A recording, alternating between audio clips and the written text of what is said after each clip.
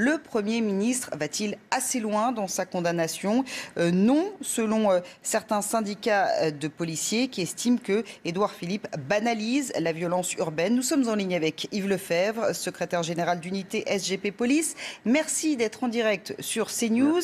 Alors, on va revenir sur ce que dit Édouard Philippe après ces violences à Chanteloup-les-Vignes. Des actes imbéciles et irresponsables. Le Premier ministre a-t-il trouvé les bons mots selon vous? Je crois que le Premier ministre aurait pu employer le terme de chenapan aussi, tant qu'on y était là. Alors franchement, il faut que le Premier ministre, comme une grande partie de l'opinion politique, qui plus est de la majorité, sorte du champ de l'angélisme. Ce sont des criminels. Appelons un chat un chat. Dès lors qu'on provoque des guet-apens et qu'on tente de porter atteinte à l'intégrité physique des forces de l'ordre, des pompiers, on a affaire à des criminels. Voilà. Donc déjà là, on présume de l'orientation qui pourrait être donnée par des magistrats, pour le moins peu enclins à sévir en la matière, où on va partir, je dirais, d'un acte imbécile. Je dis des chenapans, non des criminels. Voilà. Donc bien évidemment, Édouard Philippe n'a pas été dans ses propos à la hauteur des violences commises à l'encontre de nos collègues.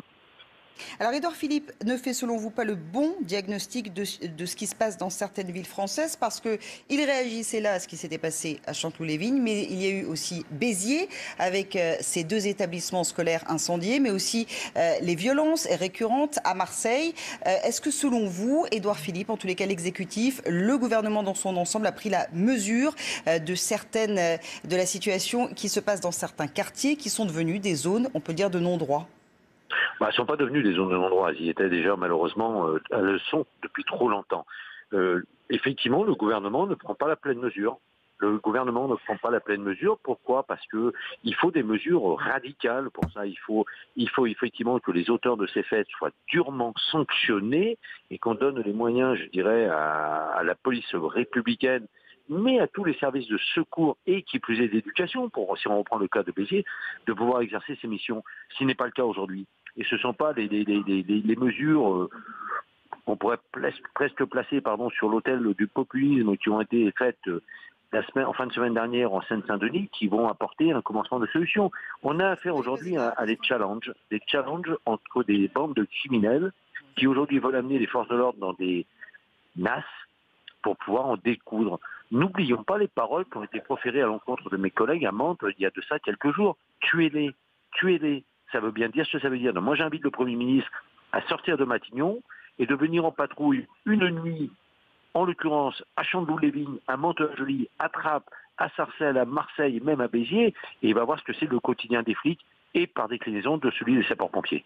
Alors Robert Ménard ne décolère pas. Le maire de Béziers, lui, demande des sanctions exemplaires. Il souhaite que ces sanctions, elles soient les mêmes pour les mineurs et les majeurs qui auraient participé à ces violences urbaines. Est-ce que vous rejoignez ce que souhaite le maire de Béziers? Oui, bien sûr. Bien sûr. Il faut qu'on ait... Nous ne sommes pas pour les peines, je dirais, des peines minimum. Il faut simplement qu'on applique ce qui est prévu aujourd'hui dans le code pénal.